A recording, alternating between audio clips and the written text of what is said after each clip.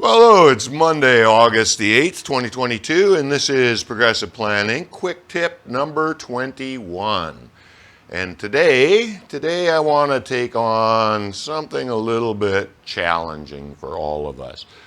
I'm going to call this the fixed budget challenge. So you know what I mean about this, that you've been given X amount of dollars and it's not related to your scope in any way, and you still have to attempt to complete the turnaround.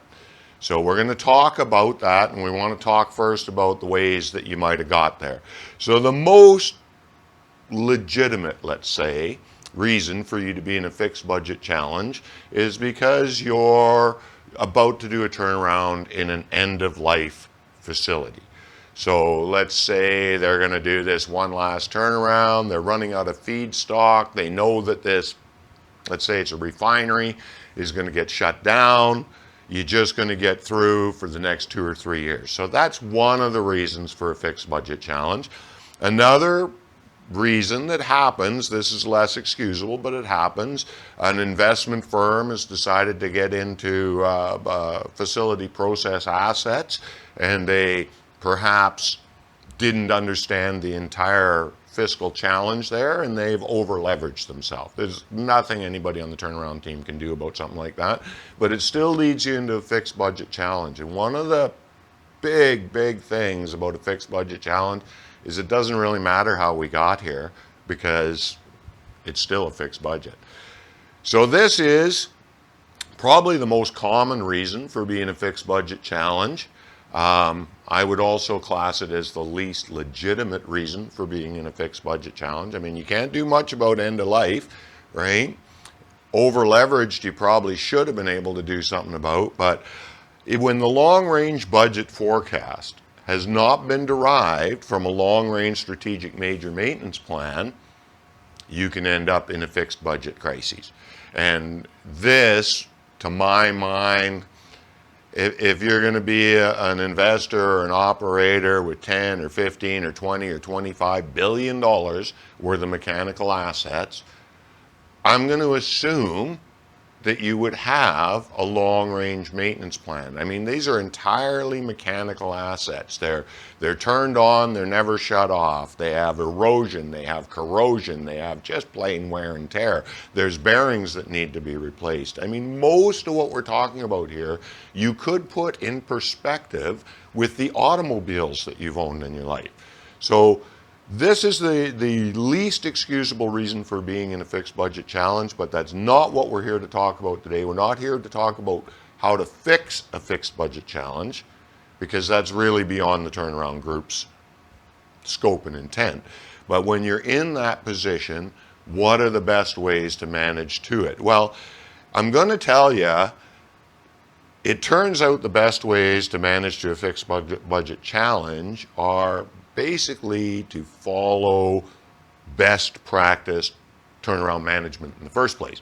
So let's see what that looks like. Absolutely do not plan all the work and then plan to cut to budget. There is not any worse fiscal decision that you could make than this. And the primary reason, and we've talked about direct versus indirect ratios, and I think that we've illustrated quite clearly what a massive impact that can have on turnaround spend. Well, if you were looking for a way to dramatically destroy your direct versus indirect ratio, this would be the way you would go about doing it. The other thing I want to say before we move on, understand that if somehow you are trapped into this and you are going to plan the entire work scope, and then the plan is to cut work scope to get back to budget, understand that you will not get back dollar for dollar. So when you cut the $1 million project, you're maybe only going to get $700,000 back. Again, that's that direct versus indirect impact that I'm concerned with people taking when they take this approach. And I've definitely had personal experiences with this approach, and I definitely assure you it's a bad idea. You can lose You're already on a very, very restricted, tight budget. You're already going to have to make very, very serious responsibility judgments. And when you do this, you know, there's another 10, 15, 20% of that already insufficient budget that's now gone, that you've lost. You're not going to use it to execute work. So the next thing is, let's start with our premise document, right? You know, we talk about that just in straight up turnaround management. We always want to start with our premise document. But in this case, let's be very, very clear in our wording. So you're going to write a premise document for in this kind of situation that's going to say something like, we absolutely will only accept work scope that is A, pertinent to regulatory mandatory work, and B, absolutely requires the facility outage to be completed.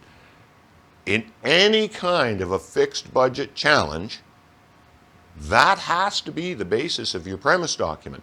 Now, I would recommend in these situations that you go one step beyond that to make it easier for everybody, to try to stop people for asking, to make it clear that you mean it, and include a zero exceptions ruling as a part of the premise document. And that ruling will be countersigned by the strategy team and the steering team. It's not going to prevent all of the attempts at incursion, but it might help a little bit. Your scope control. You're going to want to take a very good look at your scope control. It might be tight enough already, but you're going to want to look at how you're presenting it to people and how you're making sure.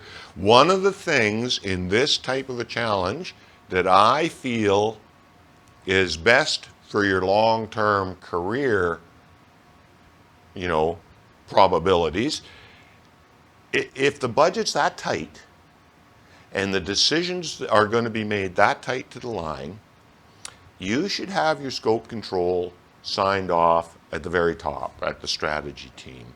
Because scope that comes in that didn't meet the premise document for whatever reason, you want to have the top dog on the sign off on that one, because otherwise you're going to end up being accountable for it within the turnaround team.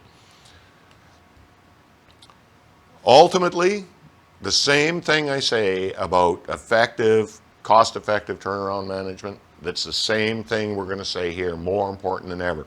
You're going to get the best results by having one team and one plan in order to get, you know, to your lowest. Well, you've got to keep your indirect bill as low as you possibly can. You got to keep all, you know, non-essential work completely out of your schedule. This is not a happy place for any of us to ever be in, but I think probably every turnaround professional on the planet has either been here in the fixed budget challenge before or will be here at one time. Nothing tests your adherence to process quite like a fixed budget challenge. Have a nice day. See you next week.